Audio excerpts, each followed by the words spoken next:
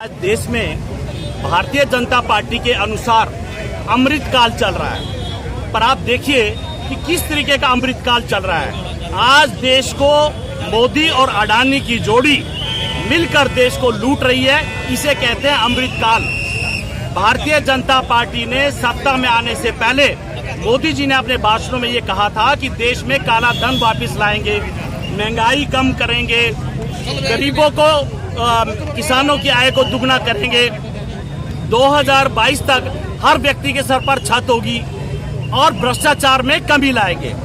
आप ये देखिए कि किस तरीके से हमारे देश में काला धन वापस आ रहा है। मॉरिशस में शेल कंपनियों के द्वारा जो अदानी का अपना धन है, जो काला धन है, उसको मॉरिशस की शेल कंपनियों के द्वारा अदानी की कंपनियों में लाया जाता है। दूसरी तरफ भारतीय जनता पार्टी कहती है कि उन्होंने कई लाख शेल कंपनियां बंद कर दी हैं, पर आप देखिए क्या ये जो शेल कंपनी है, जो अदानी की जो शेल कंपनी है, ये बंद नहीं हुई।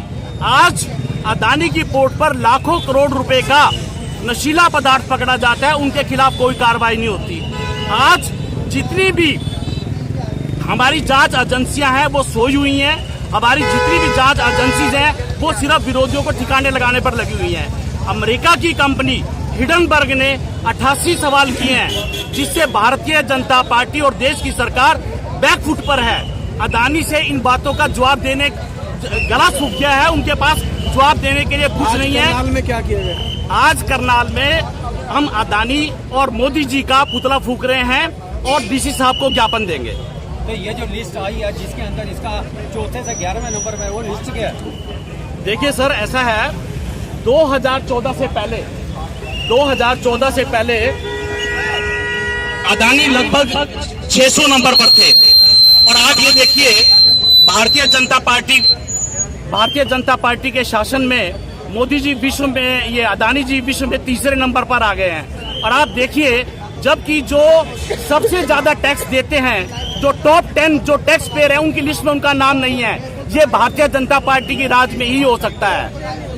लेकिन सर, इस समय जो है अडानी जी को काफी करोड़ों अरबों रुपए का घाटा भी करोड़ों रुपए का हुआ है, उस पर और क्या कहना चाहिए? सर, वो अदानी को घाटा नहीं हुआ, देश की जनता को घाटा हुआ है। जो देश के नागरिक हैं, जिन्होंने उनके शेयर्स में पैसा लगा रखा है, उनको घाटा हुआ है। अदानी जी को क्या घाटा हुआ है? अदानी जी तो भारतीय जनता पार्टी के शासन से पहले 607वें नंबर पर थे और आज विश्व में तीसरे नंबर पर है।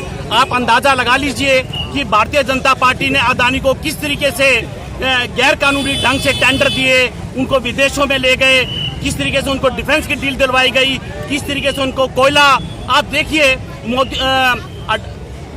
अडानी की जो बंदरगाह हैं गुजरात में, उनमें लाखों करोड़ रुपए का नशीला पदार्थ पकड़ा जाता है, उन पे कोई कार्रवाई नहीं होती। जबकि भारतीय जनता पार्टी की जो जांच एजेंसियां हैं वो सिर्फ विरोधियों को ठिकाना लगाने के लिए हैं, जबकि उनको अदानी की जांच करनी चाहिए थी। एक विदेशी कंपनी हिडनबर्ग अमेरिका से आकर 88 सवाल करती है, तो ये कार्य तो देश की जांच एजेंसियों को करना चाहिए था।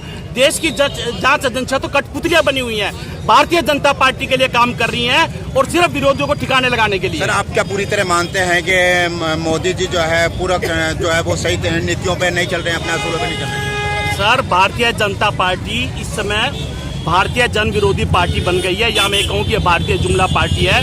मोदी जी ने जो देश से वादे किए थे, कोई भी वादा पूरा नहीं किया। मोदी जी ने 2014 में सत्ता प्राप्ति के लिए भ्रामक प्रचार किया और उसके विपरीत कार्य किया। मोदी जी ने देश में कहा था कि महंगाई दूर होगी, काला धन वापस आएगा, लोगों को 15-15 लाख रुपए मिलेंगे, 100 स्मार्ट सिटी बनेंगे, किसानों की आय दुगनी होगी और 2 करोड़ लोगों को रोजगार मिलेगा। उसके विपरीत हुआ क्या देश में?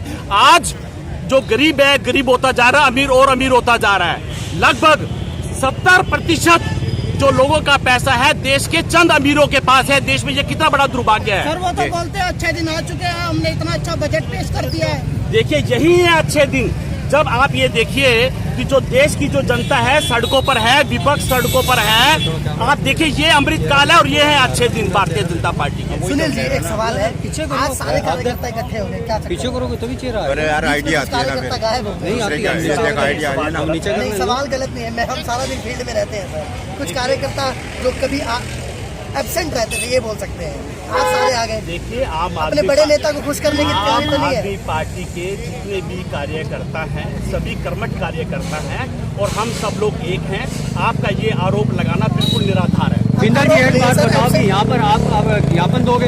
हाँ जी, हम अभी डीसी साहब को किसको दोगे ज्ञापन ज्ञापन? डीसी साहब को डीसी ज्ञापन साहब तो है नहीं। चलो जो भी उनके रिप्रेजेंटेटिव होंगे उनको ज्ञापन सौंपा जाएगा।